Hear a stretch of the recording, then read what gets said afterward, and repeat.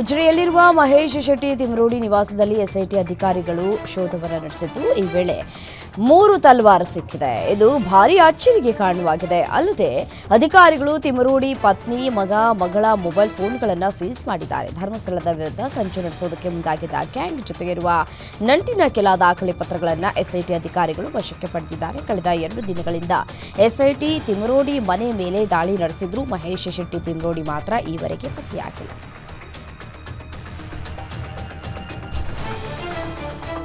SIT ಅಧಿಕಾರಿಗಳ ಮುಂದೆ ಸುಜಾತಾ ಭಟ್ ಸ್ಫೋಟಕ ಹೇಳಿಕೆ ನೀಡಿದ್ದಾರೆ. ನನ್ನಿಂದ ತಪ್ಪಾಯಿತು, ನನ್ನನ್ನು ಬಿಟ್ಟು ಬಿಡಿ ಅಂತ ಕಣ್ಣೀರು ಹಾಕಿದ್ದಾರೆ. ಪ್ರಕರಣದ ಹಿಂದಿರುವವರ ಹೆಸರನ್ನ ಎಸ್ಐಟಿ ಅಧಿಕಾರಿಗಳ ಮುಂದೆ ಸುಜಾತಾ ಭಟ್ ಹೇಳಿದ್ರಂತೆ. ಎಸ್ಐಟಿಗೆ ಕೊಟ್ಟ ದೂರು ವಾಪಸ್ ಪಡಿತೇನೆ, ಇದೆಲ್ಲ ನನಗೆ ಸಾಕಾಗಿದೆ ಅಂತ ಸುಜಾತಾ ಭಟ್ ಎಸ್ಐಟಿ ಮುಂದೆ ಕೂಗರೆದಿದ್ದಾರೆ ಅಂತ ಹೇಳಲಾಗ್ತಾ ಇದೆ.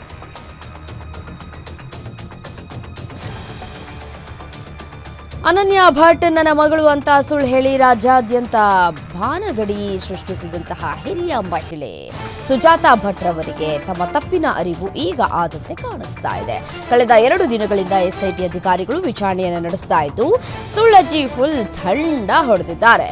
ಇವತ್ತು ಕೂಡ ವಿಚಾರಣೆಗೆ ಹಾಜರಾಗುವಂತೆ ಎಸ್ಐಟಿ ಸೂಚನೆಯನ್ನು ಕೊಟ್ಟಿದೆ.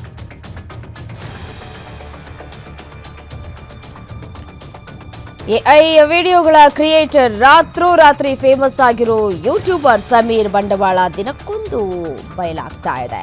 ಧೂತ ಯೂಟ್ಯೂಬರ್ ಛತ್ರಿ ಸಮೀರ್ ಬಚಾವ್ ಆಗೋದಕ್ಕೆ ಭಾರಿ ಕಂತ್ರಿ ಪ್ಲಾನ್ಗಳನ್ನು ಮಾಡಿದ್ದಾನೆ. ಧೂತ ಯೂಟ್ಯೂಬ್ ಚಾನೆಲ್ನ ಹಿಂದೆ ಇರೋರು ಯಾರು, ಎಸ್ಐಟಿ ಬಂಧನದಿಂದ ಹೇಗೆ ಸಮೀರ್ ಸೇಫ್ ಆಗ್ತಾನೆ ಅಂತ ಹೇಳಿ ಕಾದು ನೋಡಬೇಕಾಗಿದೆ.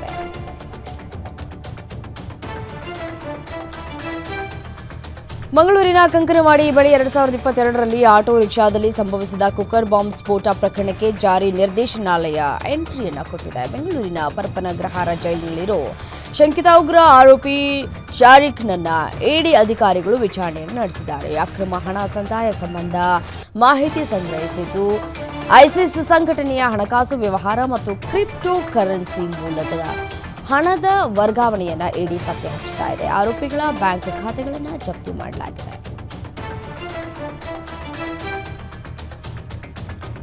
ರಾಜ್ಯದಲ್ಲಿ ಚಾಮುಂಡೇಶ್ವರಿ ದೇವಿ ವಿವಾದ ದಿನೇ ದಿನೇ ಹೆಚ್ಚಾಗ್ತಾ ಇದೆ. ಚಾಮುಂಡಿ ಬೆಟ್ಟ ಹಿಂದೂಗಳ ಸ್ವತ್ತಲ್ಲ ಎಂದಿದ್ದ ಡಿಕೆಶಿ ಮತ್ತೆ ತಮ್ಮ ಹೇಳಿಕೆಯನ್ನ ಸಮರ್ಥಿಸಿಕೊಂಡಿದ್ದಾರೆ. ರಾಜವಂಶಸ್ಥರು ಸರ್ಕಾರ ಸೇರಿ ನಾಡ ದೇವತೆ ಅಂತ ಕರೆಯೋದು ಇದು ಸರ್ಕಾರದ ಆಸ್ತಿ, ಎಲ್ಲೂ ಹಿಂದೂ ಧರ್ಮದ್ದು ಎಂದಿಲ್ಲ, ಹಿಂದೂಗಳು ಮಾತ್ರ ಬರಬೇಕು ಅಂತ ಹೇಳಿದ್ದಾರಾ? ಚಾಮುಂಡಿ ತಾಯಿ ಎಲ್ಲಾ ಧರ್ಮದವರಿಗೂ ಆಶೀರ್ವದಿಸ್ತಾಳೆ. ಮಹಾರಾಜರು ವಿದೇಶಿಗರನ್ನೂ ಆಹ್ವಾನ ಮಾಡ್ತಾ ಇದ್ರು. ಅವರೆಲ್ಲ ಯಾವ ಸಮುದಾಯ, ಯಾವ ಧರ್ಮಕ್ಕೆ ಸೇರಿದವರು ಅಂತ ಪ್ರಶ್ನೆ ಮಾಡಿದ್ದಾರೆ.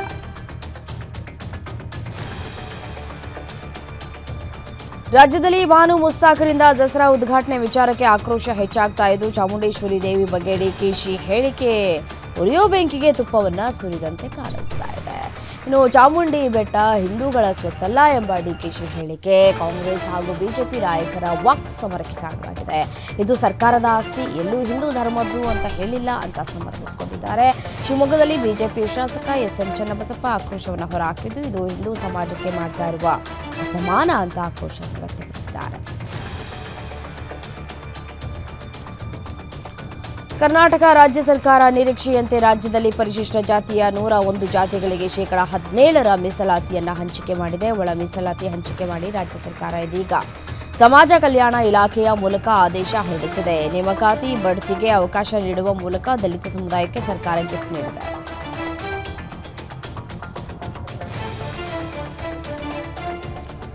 ಮಹರ್ಷಿ ವಾಲ್ಮೀಕಿ ಅಭಿವೃದ್ಧಿ ನಿಗಮದಲ್ಲಿ ನಡೆದ ಬಹುಕೋಟಿ ಹಣ ಅಕ್ರಮ ವರ್ಗಾವಣೆ ಪ್ರಕರಣಕ್ಕೆ ಸಂಬಂಧಪಟ್ಟಂತೆ ಇಡಿ ಸುಮಾರು 5 ಕೋಟಿ ರೂಪಾಯಿ ಮೌಲ್ಯದ ಆಸ್ತಿಯನ್ನು ತಾತ್ಕಾಲಿಕವಾಗಿ ಮುಟ್ಟುಗೋಲು ಹಾಕಿಕೊಂಡಿದೆ.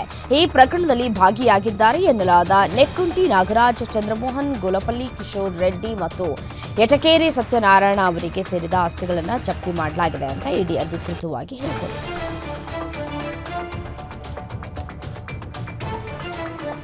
ಬೆಂಗಳೂರಿನ ವಾಲ್ಮೀಕಿ ನಿಗಮದಲ್ಲಿ ನಡೆದಂತಹ ಕೋಟ್ಯಾಂತರ ರೂಪಾಯಿ ದುರ್ಬಳಕೆ ಪ್ರಕರಣಕ್ಕೆ ಸಂಬಂಧಪಟ್ಟಂತೆ ಆರೋಪಿಗಳ ಬ್ಯಾಂಕ್ ಅಕೌಂಟ್ ಆಸ್ತಿಯನ್ನು ಇಡಿ ಅಧಿಕಾರಿಗಳು ಜಪ್ತಿ ಮಾಡಿದ್ದಾರೆ. 5 ಕೋಟಿ ರೂಪಾಯಿ ಆಸ್ತಿ, ಬ್ಯಾಂಕ್ ಅಕೌಂಟ್ ಜಪ್ತಿಯಾಗಿದೆ. ಪ್ರಕರಣದ ಸಮಗ್ರ ತನಿಖೆಯನ್ನ ಸಿಬಿಐ ವಹಿಸಿ ಅಂತ ಹೇಳಿ ಹೈಕೋರ್ಟ್ ಆದೇಶವನ್ನು ನೀಡಿತ್ತು. ಇನ್ನು ಇಡೀ ಪೋಸ್ಟ್ ವೇನಲ್ಲೇ ನಮ್ಮ ಹೋರಾಟದಿಂದ ಈ ಹಗರಣ ಸಿಬಿಐಗೆ ಹೋಯಿತು ಅಂತ ಬಸನಗೌಡ ಪಾಟೀಲ್ ಯತ್ನಾಳ್ ಎಕ್ಸ್ ಖಾತೆಯಲ್ಲಿ ಪೋಸ್ಟ್ ಮಾಡಿದ್ದಾರೆ.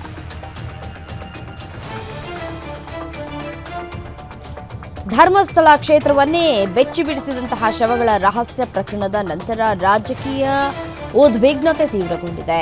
ಎಸ್ಐಟಿ ತನಿಖೆಯಲ್ಲಿ ಯಾವುದೇ ಸಾಕ್ಷಿಗಳು ಸಿಗದ ಕಾರಣ ಧರ್ಮದ ಉಳಿವಿಗಾಗಿ ನಮ್ಮ ಹೋರಾಟ ಎಂಬ ಘೋಷವಾಕ್ಯದ ಅಡಿ ಬಿಜೆಪಿ ಸೆಪ್ಟೆಂಬರ್ 1ಕ್ಕೆ ಬೃಹತ್ ಸಮಾವೇಶ ಮಾಡೋಕೆ ಮುಂದಾಗಿದೆ.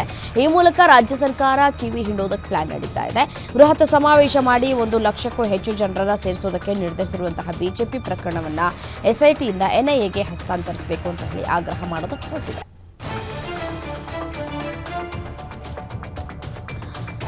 ಬೀದರ್ ಜಿಲ್ಲೆಯಲ್ಲಿ ಭಾಲ್ಕಿ ತಾಲೂಕಿನ ಖಟಕಕಂಚಿಚೋಳಿ ಗ್ರಾಮದ ರೈತರ ದಶಕಗಳ ಬೇಡಿಕೆ ಈಡೇರ್ತಾ ಇಲ್ಲ. ರೈತರು ರಸ್ತೆ ಸಮಸ್ಯೆ ಎದುರಿಸ್ತಾ ಇದ್ದು, ಈ ಮಳೆಗಾಲದಲ್ಲಿ ಗ್ರಾಮದ ರೈತರು ಜಮೀನಿನ ಕೆಲಸದಕ್ಕೆ ಹೋಗೋದಕ್ಕೂ ಕೂಡ ಸಾಧ್ಯ ಆಗ್ತಾ ಇಲ್ಲ. ತಮ್ಮ ಪ್ರಾಣವನ್ನ ಪಣಕ್ಕಿಟ್ಟು ಹೋಗಬೇಕಾದಂತಹ ಅನಿವಾರ್ಯತೆ ಬಂದೊದಗಿದೆ. ರಭಸವಾಗಿ ಹರಿತಾ ಇರುವಂತಹ ಮೊಣಕಾಲುವರೆಗಿನ ಹಳ್ಳದ ನೀರಿನಲ್ಲಿ ರೈತರು ಜಮೀನುಗಳಿಗೆ ಹೋಗಬೇಕಾದ ದುಸ್ಥಿತಿ ನಿರ್ಮಾಣವಾಗಿದ್ದು, ರಸ್ತೆ ನಿರ್ಮಿಸಿಕೊಡಿ ಅಂತ ಹೇಳಿ ರೈತರು ಒತ್ತಾಯವನ್ನು ಮಾಡ್ತಾ ಇದ್ದಾರೆ.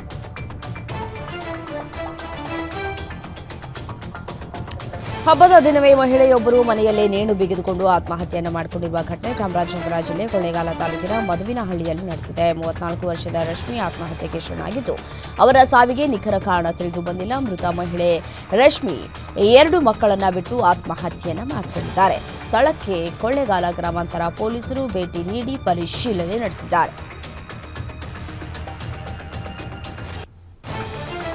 ಸಿಲಿಕಾನ್ ಸಿಟಿ ಬೆಂಗಳೂರಿನಲ್ಲಿ ಮನೆ ಮಾಡಿದ ಚೌತಿ ಸಂಭ್ರಮ.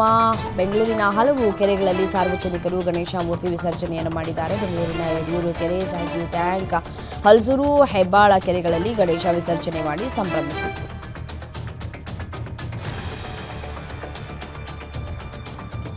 5-6 ದಿನಗಳಿಂದ ಬೆಂಗಳೂರಿನಲ್ಲಿ ಸೈಲೆಂಟ್ ಆಗಿದ್ದಂತಹ ಮಳೆರಾಯ ನಿನ್ನೆ ಗಣೇಶ ಹಬ್ಬದಂದೇ ಅಬ್ಬರಿಸಿದ್ದಾನೆ. ನಗರದ ಹಲವು ಏರಿಯಾಗಳಲ್ಲಿ ಮಳೆಯಾಗಿದ್ದು, ಗುಂಡಿಗಳಲ್ಲಿ ಮಳೆ ನಿಂತು ರಸ್ತೆಗಳು ಕೆರೆಗಳಂತಾಗಿವೆ. ಇದರಿಂದ ದ್ವಿಚಕ್ರ ವಾಹನ ಸವಾರರು, ಪಾದಚಾರಿಗಳು ಹೈರಾಣರಾಗಿದ್ದಾರೆ. ಇನ್ನು ಬೆಂಗಳೂರು ಮತ್ತು ಸುತ್ತಮುತ್ತಲಿನ ಪ್ರದೇಶಗಳಲ್ಲಿ ಮುಂದಿನ 48 ಗಂಟೆಗಳವರೆಗೆ ಸಾಮಾನ್ಯವಾಗಿ ಮೋಡ ಕವಿದ ವಾತಾವರಣ ಇರಲಿದೆ. ಆಗಾಗ ಹಗುರ ಗುಡುಗು ಸಹಿತ ಮಳೆಯಾಗುವ ಸಾಧ್ಯತೆ ಇದೆ ಅಂತ ಹವಾಮಾನ ಇಲಾಖೆ ಮುನ್ಸೂಚನೆ ನೀಡಿದೆ. ಭಾರೀ ಪ್ರಮಾಣದಲ್ಲಿ ಸುರಿತಾ ಇರುವಂತಹ ಮಳೆಯಿಂದ ಕರಾವಳಿ ಭಾಗದಲ್ಲಿ ಗಣೇಶ ಹಬ್ಬದ ಸಂಭ್ರಮ ಕಳೆಗುಂದಿದೆ. ಸತತ ಮಳೆಯಿಂದಾಗಿ ದೇವಾಲಯಕ್ಕೆ ಭೇಟಿ ನೀಡುವ ಭಕ್ತರ ಸಂಖ್ಯೆಯಲ್ಲಿ ಭಾರೀ ಇಳಿಕೆಯಾಗಿದ್ದು, ಕಾರವಾರದ ಸಿದ್ಧಿ ವಿನಾಯಕ ಮಂದಿರದಲ್ಲಿ ಕಡಿಮೆ ಪ್ರಮಾಣದಲ್ಲಿ ಭಕ್ತರು ಭೇಟಿ ನೀಡಿದ್ದಾರೆ. ಕಾರವಾರದ ಹೂವುಗಳ ಹಾಗೂ ಹಣ್ಣುಗಳ ಮಾರುಕಟ್ಟೆಯಂತೂ ಜನರಿಲ್ಲದೆ ಬಿಕೋ ಅಂತ ಇದೆ.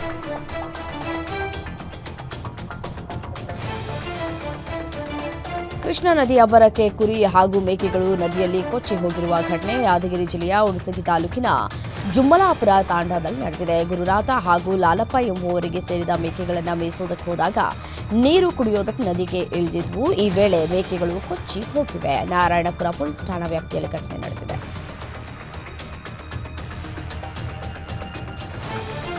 ಉತ್ತರ ಕನ್ನಡ ಜಿಲ್ಲೆಯ ಭಟ್ಕಳ ತಾಲೂಕಿನಲ್ಲಿ ನಿರಂತರವಾಗಿ ಸುರಿತಾ ಇರುವ ಭಾರೀ ಮಳೆಯಿಂದಾಗಿ ಪಟ್ಟಣದ ಹಲವೆಡೆ ಜಲಾವೃತ ಸ್ಥಿತಿ ನಿರ್ಮಾಣವಾಗಿದೆ.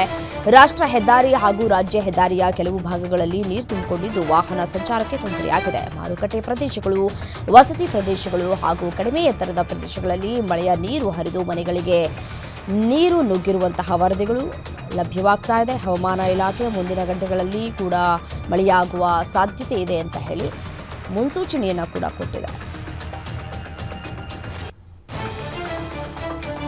ಮಲೆನಾಡು ಶಿವಮೊಗ್ಗದಲ್ಲಿ ಮತ್ತೆ ಮಳೆಯ ಅಬ್ಬರ ಶುರುವಾಗಿದ್ದು, ಜಿಲ್ಲೆಯ ಹೊಸನಗರ, ಸಾಗರ ತಾಲೂಕುಗಳಲ್ಲಿ ಸಾಕಷ್ಟು ಅವಾಂತರ ಸೃಷ್ಟಿಯಾಗಿದೆ. ಸಾಗರ ಮತ್ತು ಹೊಸನಗರ ತಾಲೂಕಿನ ಶಾಲಾ ಕಾಲೇಜುಗಳಿಗೆ ಮುಂಜಾಗ್ರತಾ ಕ್ರಮವಾಗಿ ರಜೆಯನ್ನು ಘೋಷಣೆ ಮಾಡಲಾಗಿದೆ. ಎಲ್ಲ ಅಂಗನವಾಡಿಗಳು, ಶಾಲೆ ಹಾಗೂ ಪಿಯು ಕಾಲೇಜುಗಳಿಗೆ ಸುರಕ್ಷತೆಯ ಮುಂಜಾಗ್ರತಾ ಕ್ರಮವಾಗಿ ಸಾಗರ, ಹೊಸನಗರ ತಾಲೂಕಿನ ಪ್ರಭಾರ ತಹಶೀಲ್ದಾರ್ ರಶ್ಮಿ ಹಾಲೇಶ್ ರಜೆಯನ್ನು ಆದೇಶ ಘೋಷಣೆ ಮಾಡಿದ್ದಾರೆ. ಉತ್ತರ ಕನ್ನಡ ಜಿಲ್ಲೆಯಲ್ಲಿ ಭಾರೀ ಮಳೆ ಹಿನ್ನೆಲೆ 10 ತಾಲೂಕುಗಳ ಶಾಲಾ ಪದವಿ ಪೂರ್ವ ಕಾಲೇಜುಗಳಿಗೆ ರಜೆಯನ್ನು ಘೋಷಣೆ ಮಾಡಲಾಗಿದೆ. ಮತ್ತು ಜಿಲ್ಲೆಯ ಕಾರವಾರ, ಕುಮಟಾ, ಅಂಕೋಲಾ, ಹೊನ್ನಾವರ, ಭಟ್ಕಳ, ಶಿರಸಿ, ಸಿದ್ದಾಪುರ, ಯಲ್ಲಾಪುರ, ದಾಂಡೇಲಿ, ಜೋಯಿಡಾ ತಾಲೂಕುಗಳ ಶಾಲಾ ಕಾಲೇಜುಗಳಿಗೆ ರಜೆ ನೀಡಲಾಗಿದೆ. ನಿರಂತರ ಮಳೆ, ರೆಡ್ ಅಲರ್ಟ್ ಹಿನ್ನೆಲೆಯಲ್ಲಿ ವಿದ್ಯಾರ್ಥಿಗಳ ಸುರಕ್ಷತಾ ದೃಷ್ಟಿಯಿಂದ ರಜೆ ಘೋಷಿಸಲಾಗಿದೆ ಅಂತ ಜಿಲ್ಲಾಧಿಕಾರಿ ಲಕ್ಷ್ಮೀಪ್ರಿಯಾ ಆದೇಶವನ್ನು ಹೊರಡಿಸಿದ್ದಾರೆ. ಭೂತನಾಳ ಕೆರೆ ಭರ್ತಿಯಾದ ಸುಂದರ ದೃಶ್ಯಗಳು ಡ್ರೋನ್ ಕ್ಯಾಮೆರಾದಲ್ಲಿ ಸೆರೆಯಾಗಿದೆ. ವಿಜಯಪುರ ಜಿಲ್ಲೆಯಲ್ಲಿ ಅತಿದೊಡ್ಡ ಕೆರೆಗಳಲ್ಲಿ ಒಂದಾಗಿದ್ದು 322 ಎಕರೆ ಪ್ರದೇಶದಲ್ಲಿ ವಿಸ್ತಾರವಾಗಿದೆ. ಮಹಾರಾಷ್ಟ್ರದ ಪಶ್ಚಿಮ ಘಟ್ಟ ಪ್ರದೇಶ ಮತ್ತು ವಿಜಯಪುರದ ಮಳೆಯಿಂದಾಗಿ ಸಂಪೂರ್ಣ ಭರ್ತಿಯಾಗಿದೆ. ನೀರಿನ ಮಟ್ಟ ಹೆಚ್ಚಾಗಿ ಕೂಡಿ ಹರಿದು ಹೋಗ್ತಾ ಇದ್ರೆ ಸಾರ್ವಜನಿಕರು ಅದರ ಸುಂದರ ದೃಶ್ಯವನ್ನು ಆನಂದಿಸ್ತಾ ಇರುವಂತಹ ದೃಶ್ಯಗಳು ಗಮನ ಸೆಳೀತಾ ಇದೆ.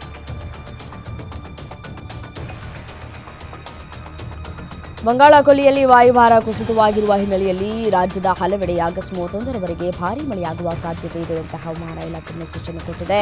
ರಾಜ್ಯದ ಕರಾವಳಿ ಮತ್ತು ಮಲೆನಾಡು ಜಿಲ್ಲೆಗಳಲ್ಲಿ ಆಗಸ್ಟ್ 30ರವರೆಗೆ ಭಾರೀ ಮಳೆಯಾಗುವ ಸಾಧ್ಯತೆ ಇದ್ದು, ಒಳನಾಡು ಜಿಲ್ಲೆಗಳಲ್ಲಿ ಇವತ್ತು ಗುಡುಗು ಗಾಳಿ ಸಹಿತ ಅಲ್ಲಲ್ಲಿ ಸಾಧಾರಣ ಮಳೆಯಾಗಲಿದೆ ಅಂತ ತಿಳಿಸಿದೆ. ದೇಶದ ವಿವಿಧ ಭಾಗದಲ್ಲಿ ಧಾರಾಕಾರ ಮಳೆ ಮುಂದುವರೆದಿದ್ದು, ಜಮ್ಮು ಮತ್ತು ಕಾಶ್ಮೀರದ ವಿವಿಧ ಭಾಗದಲ್ಲಿ ಭಾರೀ ಅನಾಹುತವೇ ಸೃಷ್ಟಿಯಾಗಿದೆ. ಜಮ್ಮು ಮತ್ತು ಕಾಶ್ಮೀರದ ವಿವಿಧ ಭಾಗದಲ್ಲಿ ಭೂಕುಸಿತ ಸಂಭವಿಸಿದೆ. ತ್ರಿಕೂಟ ಬೆಟ್ಟಗಳ ಮೇಲಿರುವ ಮಾತಾ ವೈಷ್ಣೋದೇವಿ ದೇವಾಲಯಕ್ಕೆ ಹೋಗುವ ಮಾರ್ಗದಲ್ಲಿ ಭೂಕುಸಿತ ಸಂಭವಿಸಿದ್ದರಿಂದ ಕನಿಷ್ಠ 32 ಜನರು ಸಾವನ್ನಪ್ಪಿದ್ದಾರೆ, 23 ಜನ ಗಾಯಗೊಂಡಿದ್ದಾರೆ. ಭಾರೀ ಮಳೆಯ ನಡುವೆಯೂ ಕಾರ್ಯಾಚರಣೆ ಮುಂದುವರೆದಿದೆ.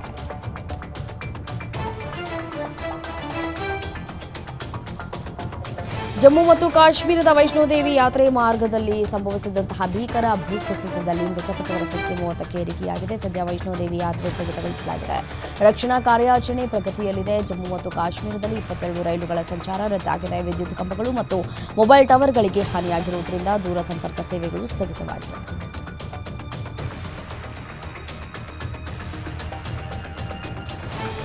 ಜಮ್ಮು ಮತ್ತು ಕಾಶ್ಮೀರದಲ್ಲಿ ಇರುವಂತಹ ಮಾತಾ ವೈಷ್ಣೋದೇವಿ ದೇವಸ್ಥಾನಕ್ಕೆ ಹೋಗುವ ಮಾರ್ಗದಲ್ಲಿ ಭೂಕುಸಿತವಾಗಿರುವುದರಿಂದ ಮೃತಪಟ್ಟವರ ಸಂಖ್ಯೆ 30ಕ್ಕೆ ಏರಿಕೆಯಾಗಿದೆ. ಮೃತಪಟ್ಟ ಕುಟುಂಬಗಳಿಗೆ ಪ್ರಧಾನಿ ಮೋದಿ ಸಂತಾಪವನ್ನು ವ್ಯಕ್ತಪಡಿಸಿದ್ದಾರೆ. ಈ ಬಗ್ಗೆ ಎಕ್ಸ್ಪೋಸ್ಟ್ನಲ್ಲಿ ಪ್ರಧಾನಿ ಮೋದಿ ಶ್ರೀ ಮಾತಾ ವೈಷ್ಣೋದೇವಿ ದೇವಾಲಯಕ್ಕೆ ಹೋಗುವ ಮಾರ್ಗದಲ್ಲಿ ಭೂಕುಸಿತ ಆಗಿರುವುದರಿಂದ ಸಂಭವಿಸಿದಂತಹ ಜೀವಹಾನಿ ಬಹಳ ದುಃಖಕರವಾಗಿದೆ. ದುಃಖಿತ ಕುಟುಂಬಗಳೊಂದಿಗೆ ನಾವು ಸದಾ ಇರ್ತೇವೆ. ಸರ್ಕಾರವು ಎಲ್ಲರಿಗೂ ಸಹಾಯ ಮಾಡ್ತಾ ಇದೆ. ಎಲ್ಲರ ಸುರಕ್ಷತೆ ಮತ್ತು ಯೋಗಕ್ಷೇಮಕ್ಕಾಗಿ ನನ್ನ ಪ್ರಾರ್ಥನೆಗಳು ಅಂತ ಹೇಳಿದ್ದಾರೆ. ಜಮ್ಮು ಕಾಶ್ಮೀರದ ಹಲವು ಪ್ರದೇಶಗಳಲ್ಲಿ ಭಾರೀ ಪ್ರವಾಹ ಉಂಟಾಗಿದೆ. ಪ್ರವಾಹದ ನೀರಿನಲ್ಲಿ ಮುಳುಗಿದ್ದ ಗಡಿ ಠಾಣೆಗಳಲ್ಲಿದ್ದ ಬಿಎಸ್ಎಫ್ ಸೈನಿಕರನ್ನು ಕಾಪಾಡುವುದಕ್ಕೆ ಸ್ಥಳೀಯ ಯುವಕರ ಗುಂಪೊಂದು ಪ್ರಾಣದ ಹಂಗು ತೋರಿದು ಪ್ರವಾಹದ ನೀರಿಗಿಳಿದಿದೆ. ಜನರ ಈ ಮಾನವೀಯ ಕಾರ್ಯಾಚರಣೆಗೆ ಭಾರೀ ಮೆಚ್ಚುಗೆಗಳು ವ್ಯಕ್ತವಾಗ್ತಾ ಇದೆ. ಜಮ್ಮು ಮತ್ತು ಕಾಶ್ಮೀರದ ಅಕ್ನೂರ್ನಲ್ಲಿ ಈ ಘಟನೆ ನಡೆದಿದೆ. ಇಲ್ಲಿನ ಯುವಕರು ಪ್ರವಾಹದಿಂದ ಮುಳುಗಿದ್ದ ಗಡಿ ಠಾಣೆಗಳಲ್ಲಿ ಸಿಲುಕಿದ್ದ ಗಡಿ ಭದ್ರತಾ ಪಡೆ ಸಿಬ್ಬಂದಿಯನ್ನು ರಕ್ಷಿಸಿದ್ದಾರೆ.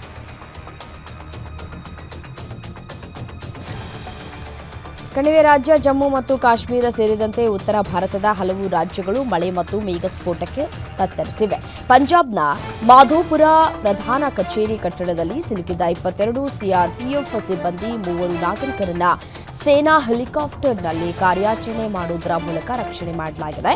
ಇದಾದ ಕೆಲವೇ ಕ್ಷಣಗಳಲ್ಲಿ ಕಟ್ಟಡ ಕುಸಿದು ಬಿದ್ದು ಪ್ರವಾಹದ ನೀರು ಪಾಲಾದ ಭೀಕರ ದೃಶ್ಯ ಇಲ್ಲಿದೆ. ಚೀನಾದ ಟಿಯಾನ್ಜಿನ್ನಲ್ಲಿ ಆಗಸ್ಟ್ 31ರಿಂದ ಸೆಪ್ಟೆಂಬರ್ 1ರವರೆಗೆ 2 ದಿನಗಳ ಕಾಲ ನಡೆಯುವಂತಹ ಶೃಂಗಸಭೆಯಲ್ಲಿ ಪ್ರಧಾನಿ ನರೇಂದ್ರ ಮೋದಿ ಪಾಲ್ಗೊಳ್ತಾ ಇದ್ದಾರೆ. ಈ ಸಮಿಟ್ನಲ್ಲಿ 20ಕ್ಕೂ ಹೆಚ್ಚು ದೇಶಗಳ ಮುಖಂಡರು ಕೂಡ ಪಾಲ್ಗೊಳ್ಳಲಿಕ್ಕಿದ್ದಾರೆ. ನರೇಂದ್ರ ಮೋದಿ ಇದರಲ್ಲಿ ಪಾಲ್ಗೊಳ್ತಾ ಇರುವುದು ಈಗ ಗಮನಾರ್ಹ ಸಂಗತಿಯಾಗಿದೆ. ಮತ್ತೆ 7 ವರ್ಷದ ಬಳಿಕ ನರೇಂದ್ರ ಮೋದಿ ಚೀನಾಗೆ ಮೊದಲ ಬಾರಿ ಭೇಟಿಯನ್ನ ಕೊಡ್ತಾ ಇದ್ದಾರೆ. ಹೀಗಾಗಿ ಸಾಕಷ್ಟು ಕುತೂಹಲಗಳಿಗೂ ಕೂಡ ಎಡೆ ಮಾಡಿಕೊಡ್ತಾ ಇದೆ. ಕರ್ನಾಟಕ, ತೆಲಂಗಾಣ, ಬಿಹಾರ ಮತ್ತು ಅಸ್ಸಾಂಗಳಿಗೆ ಅನುಕೂಲ ಕಲ್ಪಿಸುವ 3 ಯೋಜನೆಗಳ ಬಹು ಟ್ರ್ಯಾಕಿಂಗ್ ಮತ್ತು ಗುಜರಾತ್ನ ಕಚ್ನ ದೂರದ ಪ್ರದೇಶಗಳನ್ನು ಸಂಪರ್ಕಿಸುವುದಕ್ಕೆ ಒಂದು ಹೊಸ ರೈಲು ಮಾರ್ಗಕ್ಕೆ ಕೇಂದ್ರ ಸಚಿವ ಸಂಪುಟ ಅನುಮೋದನೆಯನ್ನು ನೀಡಿದೆ. ಪ್ರಧಾನಿ ನರೇಂದ್ರ ಮೋದಿ ಅಧ್ಯಕ್ಷತೆಯಲ್ಲಿ ನಡೆದ ಕೇಂದ್ರ ಸಂಪುಟ ಸಭೆಯು 12,300 ಕೋಟಿ ರೂಪಾಯಿಗಳಿಗೂ ಹೆಚ್ಚು ಮೌಲ್ಯದ 4 ಪ್ರಮುಖ ರೈಲ್ವೆ ಯೋಜನೆಗಳಿಗೆ ಅನುಮೋದನೆ ನೀಡಿದೆ.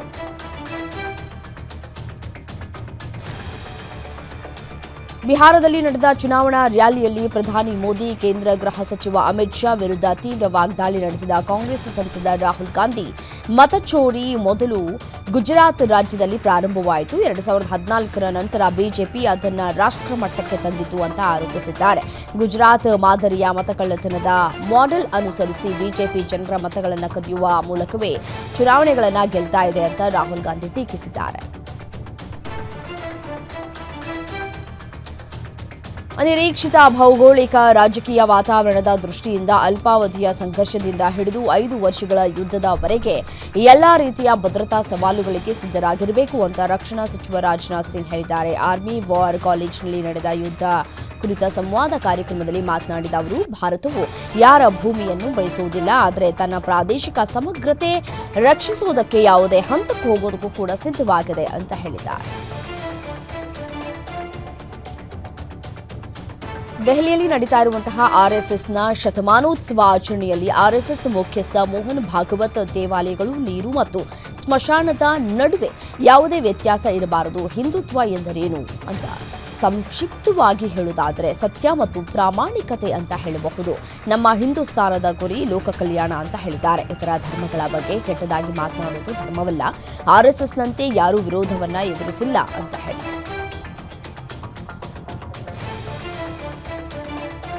ಪಾಕಿಸ್ತಾನದಿಂದ ಭಾರತದ ಒಳಗೆ ಪರೋಕ್ಷವಾಗಿ ಹರಿದು ಬರ್ತಾ ಇರುವ ಹಣದ ಬಗ್ಗೆ ಹೆಚ್ಚು ನಿಗಾ ಇರಿಸುವಂತೆ ಬ್ಯಾಂಕ್ಗಳಿಗೆ ಆರ್ಬಿಐ ಸೂಚನೆಯನ್ನ ನೀಡಿರುವುದು ಬೆಳಕಿಗೆ ಬಂದಿದೆ. ಪಾಕಿಸ್ತಾನದಿಂದ ಭಾರತದಲ್ಲಿ ಭಯೋತ್ಪಾದನಾ ಚಟುವಟಿಕೆಗೆ ಘೋಷಣೆ ನೀಡಲಾಗ್ತಾ ಇರುವಂತಹ ಒಂದು ವಿಚಾರ, ಅದರ ಜೊತೆಗೆ ಪೋಷಿಸ್ತಾ ಇರುವಂತಹ ವಿಚಾರವನ್ನು ಕೂಡ ಇಲ್ಲಿ ಉಲ್ಲೇಖವನ್ನ ಮಾಡಲಾಗಿದೆ. ಮತ್ತೆ ಸಾಕಷ್ಟು ಸಂಶಯಗಳು ಕೂಡ ಗಟ್ಟಿಗೊಳಿಸುವ ಬೆಳವಣಿಗೆಗಳು ಕೂಡ ಆಗ್ತಾ ಇದೆ. ಮತ್ತೆ ರಾಯ್ಟರ್ಸ್ ವರದಿ ಪ್ರಕಾರ ಪಾಕಿಸ್ತಾನದಿಂದ ಬರುವ ಹಣವನ್ನ ಶಸ್ತ್ರಾಸ್ತ್ರ ಖರೀದಿಗೆ ಬಳಸುವ ಅಧಿಕ ಅಪಾಯ ಇದೆ ಅಂತ ಆರ್ಬಿಐ ತನ್ನ ಪತ್ರದಲ್ಲಿ ಎಚ್ಚರಿಸಿದೆ.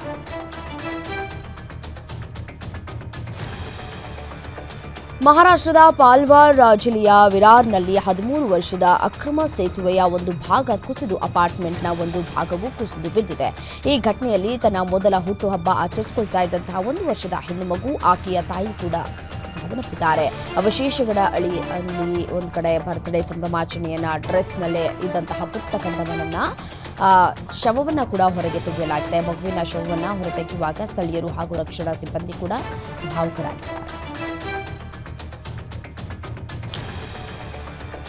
ಬಿಹಾರದ ಪಾಟ್ನಾದ ಚಿತ್ಕೋರ್ಹಾ ಪ್ರದೇಶದ ಸರ್ಕಾರಿ ಶಾಲೆಯಲ್ಲಿ 5ನೇ ತರಗತಿಯ ಬಾಲಕಿಯೊಬ್ಬಳು ಶೌಚಾಲಯದ ಒಳಗೆ ಬೆಂಕಿ ಹಚ್ಚಿಕೊಂಡಿದ್ದಾಳೆ. ಗಾರ್ದಾ ನಿಬಾಗ್ ಪೊಲೀಸ್ ಠಾಣೆ ವ್ಯಾಪ್ತಿಯ ಕನ್ಯಾ ಮಧ್ಯ ವಿದ್ಯಾಲಯ ಅಮಲ್ಟೋಲಾದಲ್ಲಿ ಈ ಘಟನೆ ನಡೆದಿದೆ. ಇನ್ನು ಆಕೆಯ ಸ್ಥಿತಿ ಗಂಭೀರವಾಗಿದೆ ಅಂತ ವೈದ್ಯರು ತಿಳಿಸಿದ್ದಾರೆ. ಸುದ್ದಿ ತಿಳಿತಾ ಇದ್ದಂತೆ ಆ ಬಾಲಕಿಯ ಕುಟುಂಬಸ್ಥರು ಶಾಲೆಗೆ ಧಾವಿಸಿ ಶಾಲೆಯ ಆಡಳಿತ ಮಂಡಳಿ ನಿರ್ಲಕ್ಷ್ಯ ವಹಿಸಿದೆ ಅಂತ ಆರೋಪಿಸಿದ್ದಾರೆ. ಉದ್ರಿಕ್ತ ಕುಟುಂಬದ ಸದಸ್ಯರು ಮತ್ತು ನಿವಾಸಿಗಳು ಸಿಬ್ಬಂದಿಯ ಕೊಠಡಿಯನ್ನ ಧ್ವಂಸ ಮಾಡಿ ಪೊಲೀಸ್ ಅಧಿಕಾರಿಗಳೊಂದಿಗೆ ಗಲಾಟೆ ಕೂಡ ಮಾಡಿದ್ದಾರೆ.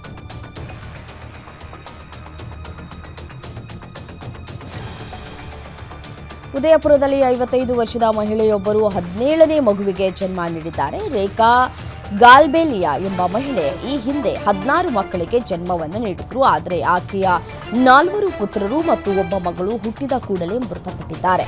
ಅವಳ ಉಳಿದಿರುವ ಮಕ್ಕಳಲ್ಲಿ 5 ಮದುವೆಯಾಗಿದ್ದು ಮಕ್ಕಳು ಕೂಡ ಇದ್ದಾರೆ.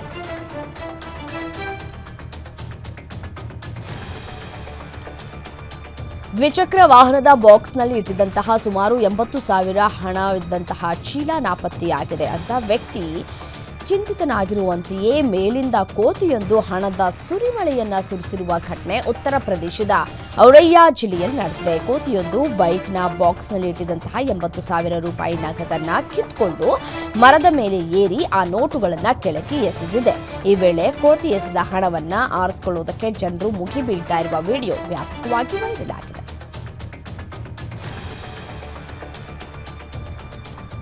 ಭಾರತ ಪಾಕಿಸ್ತಾನ ಯುದ್ಧ ನಿಂತು ಹಲವು ತಿಂಗಳುಗಳು ಕಳೆದರೂ ಅಮೆರಿಕ ಅಧ್ಯಕ್ಷ ಡೊನಾಲ್ಡ್ ಟ್ರಂಪ್ ಮಾತ್ರ ತನ್ನಿಂದ ಯುದ್ಧ ನಿಂತಿತು ಅನ್ನೋದನ್ನು ಮಾತ್ರ ಬಿಡುವಂತೆ ಕಾಣ್ತಾ ಇಲ್ಲ. ಮೇ ತಿಂಗಳಲ್ಲಿ ಭಾರತ ಮತ್ತು ಪಾಕಿಸ್ತಾನದ ನಡುವಿನ ಸಂಭಾವ್ಯ ಪರಮಾಣು ಯುದ್ಧವನ್ನ ನಿಲ್ಲಿಸಿದ್ದು ನಾನೇ ಅಂತ ಟ್ರಂಪ್ ಪುನರುಚ್ಚರಿಸಿದ್ದಾರೆ. ಭಾರತಕ್ಕೆ ಅಮೆರಿಕ ತೆರಿಗೆ ಶಾಕ್ ನೀಡಿದೆ. ಭಾರತದಿಂದ ಅಮೆರಿಕಾಗೆ ರಫ್ತಾಗುವ ಸರಕುಗಳ ಮೇಲೆ ಟ್ರಂಪ್ ವಿಧಿಸಿರುವ 50% ಸುಂಕ ನೀತಿಯೂ ಜಾರಿಗೆ ಬಂದಿದೆ. ಭಾರತದ ಸರಕುಗಳಿಗೆ 50% ಆಮದು ತೆರಿಗೆಯನ್ನ ಜಾರಿಗೆ ತರಲಾಗಿದೆ ಅಂತ ಅಮೆರಿಕ ಹೇಳಿದೆ.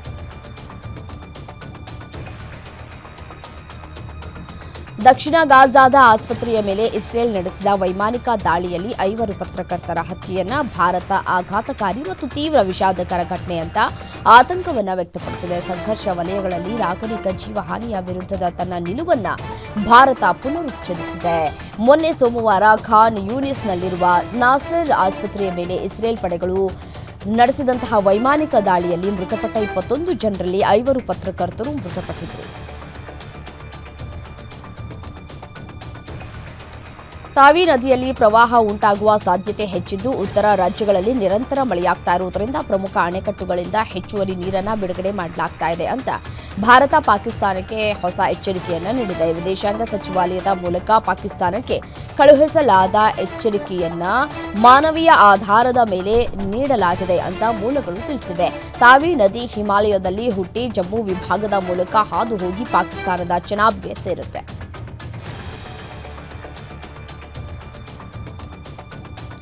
ಕೆಲ ದಿನಗಳ ಹಿಂದೆ ಅಂತಾರಾಷ್ಟ್ರೀಯ ಕ್ರಿಕೆಟ್ಗೆ ನಿವೃತ್ತಿ ಘೋಷಿಸಿದ್ದ ಭಾರತದ ಅನುಭವಿ ಆಟಗಾರ ಆಫ್ ಸ್ಪಿನ್ನರ್ ರವಿಚಂದ್ರನ್ ಅಶ್ವಿನ್ ಇದೀಗ ಐಪಿಎಲ್ ಇಂಡಿಯನ್ ಪ್ರೀಮಿಯರ್ ಲೀಗ್ಗೆ ನಿವೃತ್ತಿ ಘೋಷಿಸಿದ್ದಾರೆ. 16 ವರ್ಷಗಳ ಸುದೀರ್ಘ ಸಂಬಂಧಕ್ಕೆ ತೆರೆ ಬಿದ್ದಿದೆ. ಪ್ರತಿಯೊಂದು ಅಂತ್ಯಕ್ಕೂ ಹೊಸ ಆರಂಭ ಇರುತ್ತದೆ.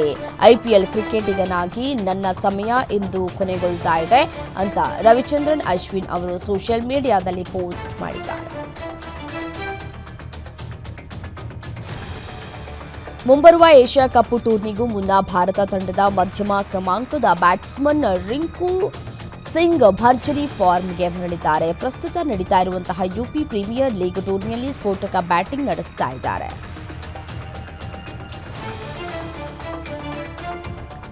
ಸೂರ್ಯಕುಮಾರ್ ಯಾದವ್ ನಾಯಕತ್ವದ ಭಾರತ ತಂಡ ಏಷ್ಯಾ ಕಪ್ ಟೂರ್ನಿಯಲ್ಲಿ ಚಾಂಪಿಯನ್ ಆಗಬಹುದು. ಆದರೆ ಈ ತಂಡದ ಮೂಲಕ ಮುಂದಿನ ವರ್ಷ ನಡೆಯುವ ಟಿ20 ವಿಶ್ವಕಪ್ ಅನ್ನು ಗೆಲ್ಲುವುದು ಅನುಮಾನ ಅಂತ ಮಾಜಿ ಟೀಂ ಇಂಡಿಯಾ ನಾಯಕ ಕೃಷ್ಣ ಮಾಚಾರಿ ಭವಿಷ್ಯ ನುಡಿದಿದ್ದಾರೆ.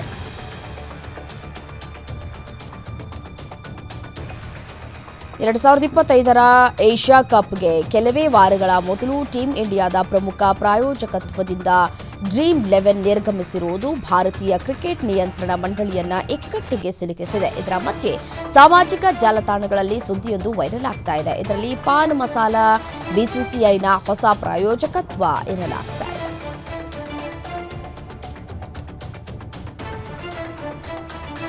ದಶಕಗಳ ಕಾಲ ಆಸ್ಟ್ರೇಲಿಯಾ ಕ್ರಿಕೆಟ್ನ ಮಧ್ಯಮ ಕ್ರಮಾಂಕದ ಜೀವಾಳವಾಗಿದ್ದ ಮೈಕೆಲ್ ಕ್ಲಾರ್ಕ್ ಗಂಭೀರ ಆರೋಗ್ಯ ಎದುರಿಸ್ತಾ ಇದ್ದ ಈ ವಿಚಾರ ಇಡೀ ಜಾಗತಿಕ ಕ್ರಿಕೆಟ್ ಲೋಕವನ್ನೇ ತಲ್ಲಣಿಸಿದೆ. ಆಸ್ಟ್ರೇಲಿಯಾದ ಅತ್ಯುತ್ತಮ ಬ್ಯಾಟ್ಸ್ಮನ್ಗಳಲ್ಲಿ ಒಬ್ಬರಾಗಿರುವಂತಹ ಮೈಕೆಲ್ ಕ್ಲಾರ್ಕ್ ಅವರು ಚರ್ಮದ ಕ್ಯಾನ್ಸರ್ನಿಂದ ಬಳಲ್ತಾ ಇದ್ದು, ಈ ಕುರಿತು ಸ್ವತಃ ಕ್ಲಾರ್ಕ್ ಸಾಮಾಜಿಕ ಮಾಧ್ಯಮಗಳಲ್ಲಿ ಬಹಿರಂಗಪಡಿಸಿದ್ದು, ಆಸ್ಪತ್ರೆಯಲ್ಲಿ ಚಿಕಿತ್ಸೆಯನ್ನು ಪಡಿತಾ ಇದ್ದೇನೆ ಅಂತ ಶೇರ್ ಮಾಡಿದ್ದಾರೆ.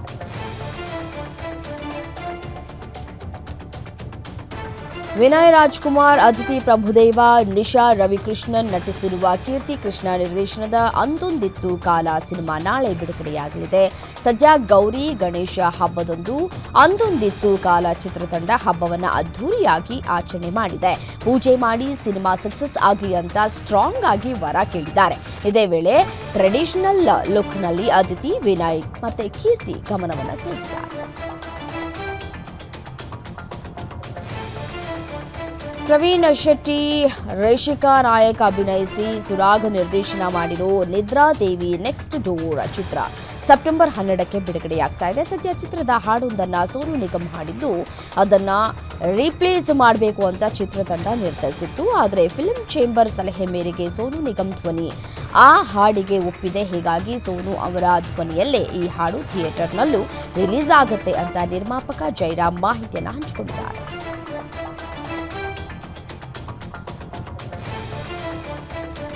ಗಣೇಶ ಹಬ್ಬದ ಪ್ರಯುಕ್ತ ಗಂಗೆ ಗೌರಿ ಚಿತ್ರದ ಟ್ರೇಲರ್ ಮತ್ತು ಹಾಡುಗಳ ಬಿಡುಗಡೆಯಾಗಿದೆ. ಚಿತ್ರದಲ್ಲಿ ಗಣೇಶ್ ರಾವ್ ಕೇಸರ್ಕರ್ ಶಿವನಾಗಿ ಕಾಣಿಸಿಕೊಂಡಿದ್ದು, ಇದು ಅವರ 350ನೇ ಚಿತ್ರವಾಗಿದೆ. ರಂಗಭೂಮಿ ನಟಿ ರಾಣೆಬೆನ್ನೂರಿನ ರೂಪಾಲಿ 3 ಶೇಡ್ಗಳಲ್ಲಿ ಅಂದರೆ ಗೌರಿ, ಪಾರ್ವತಿ ಮತ್ತು ದಾಕ್ಷಾಯಣಿ ಅವತಾರಗಳಲ್ಲಿ ಕಾಣಿಸಿಕೊಂಡಿದ್ದಾರೆ. ಚಿತ್ರಕಥೆ, ಸಾಹಿತ್ಯ ಜೊತೆಗೆ BA ಪುರುಷೋತ್ತಮ್ ಅವರ ಆಕ್ಷನ್ ಕಟ್ ಚಿತ್ರಕ್ಕಿದೆ.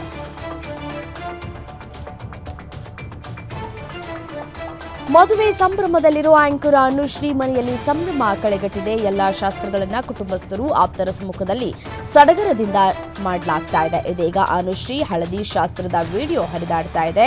ಹಳದಿ ಶಾಸ್ತ್ರದ ಹಿನ್ನೆಲೆ ಇಡೀ ಹಾಲ್ ಹಳದಿಮಯವಾಗಿತ್ತು. ಹಳದಿ ಹೂ, ಹಾಸು ಮತ್ತೆ ಉಡುಗೆ ತೊಡುಗೆಯೇ ಕಂಡು ಬಂದಿದೆ. ಈ ಸಂದರ್ಭದಲ್ಲಿ ಮತ್ತೆ ಅನುಶ್ರೀ ಹಾಗೂ ರೋಷನ್ ಹಳದಿ ಬಟ್ಟೆ ತೊಟ್ಟು ಮೈತುಂಬ ಹಳದಿಯನ್ನ ಹಚ್ಚಿ ಸಂಭ್ರಮಿಸಿದ್ದಾರೆ. ದಾಂಪತ್ಯ ಜೀವನಕ್ಕೆ ಕಾಲಿಡ್ತಾ ಇರುವಂತಹ ಆಂಕರ್ ಅನುಶ್ರೀ ಮತ್ತು ರೋಷನ್ ಅವರ ಹಳದಿ ನಿನ್ನೆ ಬಹಳ ಅದ್ದೂರಿಯಾಗಿ ನಡೆದಿದೆ. ಇವತ್ತು ಅನುಶ್ರೀ ಅವರ ಮದುವೆ ಬೆಂಗಳೂರಿನ ಹೊರವಲಯದಲ್ಲಿರುವ ರೆಸಾರ್ಟ್ನಲ್ಲಿ ನಡೆಯಲಿದೆ. ಇವತ್ತು ಬೆಳಿಗ್ಗೆ 10:56ಕ್ಕೆ ಮಾಂಗಲ್ಯ ಧಾರಣೆ ನಡೆಯಲಿದೆ. ಈ ವಿವಾಹಕ್ಕೆ ಅನೇಕ ಗಣ್ಯರು ಸಾಕ್ಷಿಯಾಗಲಿದ್ದಾರೆ. ಅನುಶ್ರೀ ಮದುವೆ ಯಾವಾಗ ಎಂಬ ಪ್ರಶ್ನೆ ಇತ್ತೀಚಿನ ವರ್ಷಗಳಲ್ಲಿ ಆಗಾಗ ಕೇಳಿ ಬರ್ತಲೇ ಇತ್ತು. ಅಂತೂ ಇಂತೂ ಅವರು ಈಗ ರೋಷನ್ ಜೊತೆ ವೈವಾಹಿಕ ಜೀವನವನ್ನ ಆರಂಭಿಸುತ್ತಿದ್ದಾರೆ.